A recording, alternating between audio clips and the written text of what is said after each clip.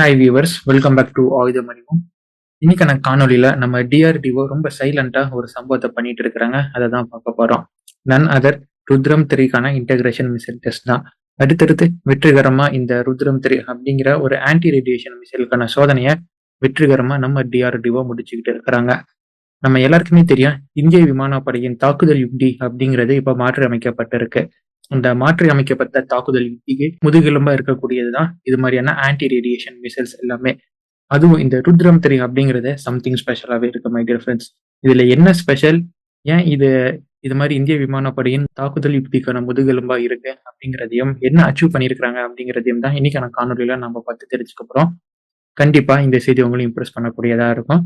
நீங்க இந்த வீடியோ முழுசா பார்த்து உங்களோட கருத்துக்கள் என்ன அப்படிங்கிறத கமெண்ட் பாக்ஸ்ல விடுங்க. நீங்கள் பார்த்து கொண்டிருப்பது ஆயுதம் அறிவோம். ஆயுதம் அறிவோம் அப்படிங்கிற நம்ம சேனலை பேச சப்ஸ்கிரைப் பண்ணிட்டு வாங்க.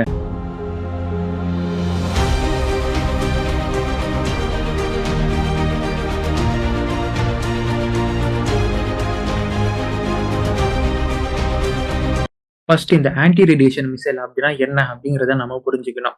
இந்த ஆன்டி ரேடியேஷன் மிசைல் அப்படிங்கிறது மற்ற மிசைல் மாதிரி ஒரு ஆக்சுவல் நார்மலான ஒரு மிசைல் இல்ல. இது பியூர் அண்ட் பியூர்லி ஒரே ஒரு பர்பஸை சாட்டிஸ்ஃபை பண்ணும் வகையில் உருவாக்கப்பட்ட ஒரு மிசைல். ஆனா அதோடைய பர்பஸ் அப்படிங்கிறது ரொம்ப ஹெவி பர்பஸ். எந்தெந்த devices, materials or equipments radio frequency மாதிரியான அலைக்கற்றைகளை எமிட் பண்ணுதோ அது எல்லாத்தையும் கூடவே எந்தெந்த இடங்கள்ல இருந்து இது மாதிரி ரேடியோ ஃப்ரீக்வன்சி எல்லாம் வருதோ அப்படிங்கறது எல்லாமே தன்னோட டார்கெட்டா இதை லாக் பண்ணி அழிக்கக்கூடியதுதான். அண்ட் இதுதான் அதோடைய பர்பஸ். இதுதான் ஆன்டி ரேடியேஷன் மிசைல் அப்படிங்கிறத சொல்லுவோம். வரக்கூடிய ரேடியோ ஃப்ரீக்வன்சியை தன்னோட இன்கமிங் ஹாஸ்டேல நினைச்சிட்டு இது அழிக்கக்கூடியது. ஃபார் எக்ஸாம்பிள் நம்ம ரெடார்ஸை சொல்லலாம், கம்யூனிகேஷன் சென்டர்ஸை சொல்லலாம், இல்ல கமாண்ட் டவர்ஸை சொல்லலாம், இல்லைன்னா ஜாமர்ஸ். இது எல்லாமே இதோடைய டார்கெட்டுக்குள்ள தான் வரும்.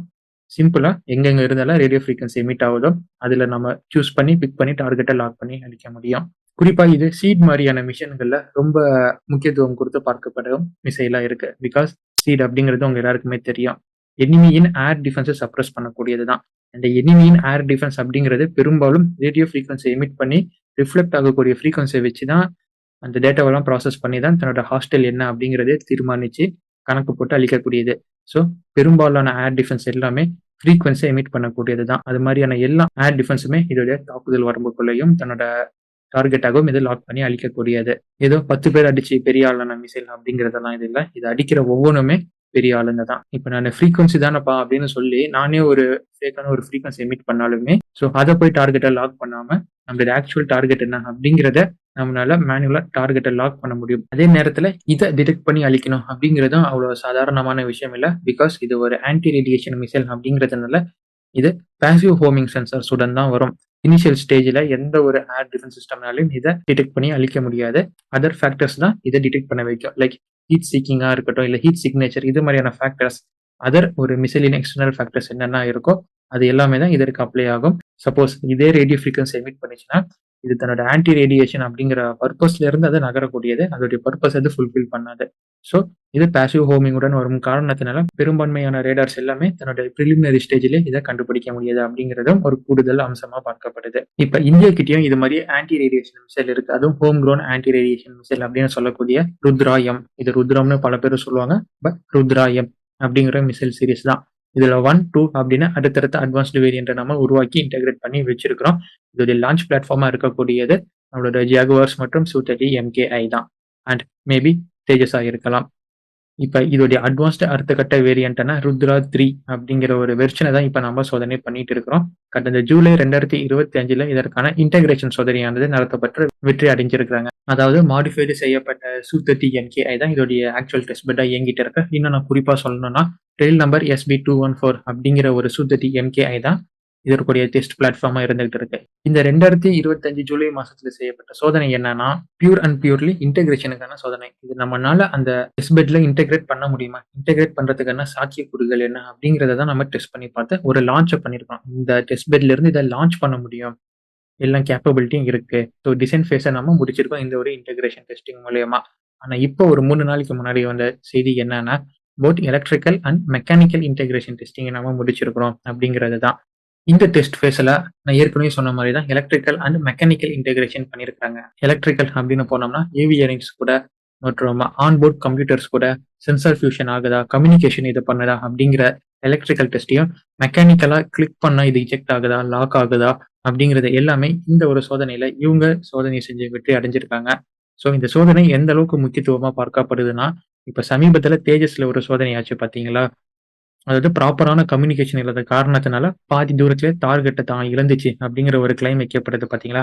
அது மாரியான முக்கியமான எரர்ஸ் எல்லாமே இது மாரியான சோதனையில தான் தெரிய வரும் அண்ட் ரெக்டிஃபை செய்யப்படும். அது மாரியான முக்கிய சோதனை தான் இப்ப இதுல நடந்திருக்கு. ஸோ இந்த சோதனையில எந்த ஒரு இஷ்யூவும் இல்லாம ப்ராப்பரா கம்யூனிகேட் ஆகி ஆன்போர்ட் சென்சார்ஸ் உடன் இத கம்யூனிகேட் பண்ணி இது தன்னோட இலக்க அடைஞ்சிருக்கு அப்படிங்கிற தகவல்கள் குடுக்கப்பட்டிருக்கு. விச் மீன்ஸ் அந்த சுகோய் சு-30 எம்கேஐ டிடெக்ட் பண்ணக்கூடிய டார்கெட், அது லாக் பண்ணக்கூடிய டார்கெட் அப்படிங்கிறது இந்த மிசைலுக்கு இன்புட்டா போய், அந்த டார்கெட்ட எந்த ஒரு டிஸ்ட்ராக்ஷனும் இல்லாம, தேர்ட் பார்ட்டி ஒரு ஃப்ரீக்வென்சி வந்தாலுமே அத இது கண்டுக்காம நேரா லாக் பண்ண டார்கெட்ட நோக்கி இது அடிச்சிருக்கு அப்படிங்கிறது தான் இதோடைய முக்கியத்துவமே. குறிப்பா இந்த இடத்துல எங்கேயோ ஒரு இடத்துல அதாவது இன்புட்ட கொடுக்கக்கூடிய டெஸ்ட் பெட் கிட்ட இருந்து கம்யூனிகேஷன் எரர் வந்தாலோ, இல்ல அத வாங்கக்கூடிய இந்த மிசில் கிட்ட இருந்து ஒரு கம்யூனிகேஷன் எரர் வந்தாலோ, இந்த டெஸ்ட் ஆனது ஃபெயிலியரா போகக்கூடும். அதுவும் இந்த ருத்ரம் 3 அப்படிங்கிற ஆன்டி ரேடியேஷன் மிசைல் ஒரு ஹைப்பர்சோனிக் ஸ்பீட்ல போகக்கூடிய ஆன்டி ரேடியேஷன் மிசைல். உடனே நம்ம மைண்ட்ல ஹைப்பர்சோனிக் மிசைல் எப்படி இயங்கும் அப்படிங்கிற ப்ராசஸ் போக வேணாம். இது குவாசி பாலிஸ்டிக் ட்ராஜெக்டரில போகக்கூடிய ஒரு மிசைல். விச் மீன்ஸ் ஓரளவுக்கு இது பாலிஸ்டிக் மிசைல் மாரி தான் செயல்படும் ஃபிரெண்ட்ஸ். இப்ப சுகோய் சு-30 இப்படி போகுதுன்னு வைங்களேன். ஆன்டி ரேடியேஷன் மிசைல லான்ச் பண்ணா, ஜெனரலான மிசைல் 1, 2 எல்லாம் இப்படி ஸ்ட்ரெய்ட்டா தான் போகும். ஆனா இந்த மிசைல் சுகோய் சு-30 இப்படி வருதுன்னா, மிசைல லான்ச் பண்ணா இப்படி போய் உடனே அப்வர்ட்ஸ் டைரக்ஷன்ல போகும். அந்த அப்வர்ட் டைரக்ஷன் எவ்வளோ போகும் அப்படின்னா, தன்னோட இலக்கு எவ்வளோ தூரம் இருக்கு அப்படிங்கிறதெல்லாம் கால்குலேட் பண்ணி தான் அதோடைய ஹைட்ட அத ரீச் பண்ணி அங்க இருந்து கீழ இறங்கும். அப்படி இறங்கும்போது அது மேக்ஸிமம் வெலாசிட்டில போகும். அப்படி போகும்போது ஈஸியா ஹைப்பர்சோனிக் ஸ்பீட் அடையக்கூடும். ஸோ அதன் மூலியமா தான் இது ஒரு ஹைப்பர்சோனிக் ஆன்டி ரேடியேஷன் மிசைல் அப்படின்னு கிளைம் பண்றாங்க. இதற்காக solid fuel ducted ramjet engine அப்படிங்கிறத இந்த மிசைல இவங்க பயன்படுத்தியிருக்காங்க. இது ஒரு கான்ஸ்டன்டான ஸ்பீட கடைசி வரைக்குமே தரக்கூடியது. அண்ட் பாசிவ் ஹோமிங் இருக்கு அப்படின்னும் சொல்லியிருந்தோம். இதோட ஸ்பீட் அப்படின்னு பார்த்தோம்னா மேக் 5+, அதாவது மேக் 5 தாண்டி எவ்வளோ ஸ்பீட்ல வேணாலும் போகும் அப்படின்னு கிளைம் செய்யப்பட்டிருக்கு. டிஸ்டன்ஸ் கவர் பண்ணக்கூடியது அப்படிங்கிறது 550ல இருந்து ஒரு 600 கிலோமீட்டர் டிஸ்டன்ஸ் இதனால கவர் பண்ணி ப்ரிசிஷனான டார்கெட்ட ரீச் பண்ணி அடிக்க முடியும். பட் இது எல்லாமே இனிஷியலா இவங்க நடத்தக்கூடிய சோதனையின் டேட்டாஸ் தான். கூடவே இதுல மாடுவல் வார்ஹெட் அப்படிங்கிறது வரும் காரணத்தினால பங்கர் பஸ்டிங் போன்ற ஆக்டிவிட்டீஸும் இத வச்சு நம்மனால பண்ண முடியும். ஸோ இந்த ஆன்டி ரேடியேஷன் மிசைல கொண்டு நம்மனால ஒரு பங்கருக்குள்ள இருக்கும் சாம்ஸ் இல்ல அங்கிருந்து இயங்கக்கூடிய கமாண்ட் சென்டர்ஸ் ஆர் ரேடார்ஸ கூட நம்மனால அழிக்க முடியும் அப்படிங்கிறதும் கூடுதல் விஷயம் தான். இப்ப நல்லா பாருங்க, ஒரு பக்கம் இந்தியா, ரஷ்யா கூட இந்த சு-57 டீல்ல கின்சால் மற்றும் ஆர்-37எம் மாரியான மிசைல்கள வாங்குறதுக்கான பேச்சுவார்த்தை நடத்திக்கிட்டு இருக்கிறாங்க. கின்சால் எம்ங்கிறது ஏர் டு ஏர் மற்றும் ஏர் டு கிரவுண்ட் ரோல் பண்ணக்கூடிய ஒரு லாங் ரேஞ்ச் ஹைப்பர்சோனிக் மிசைல். ஆர்-37எம் அப்படிங்கிறது ஒரு ஏர் to air long range missile. So ஒரு ஏர் டு ஏர் மிசைல் இருக்கு. ஏர் டு ஏர் மற்றும் ஏர் டு கிரவுண்ட் போகக்கூடிய லாங் ரேஞ்ச் ஹைப்பர்சோனிக் மிசைல் இருக்கு.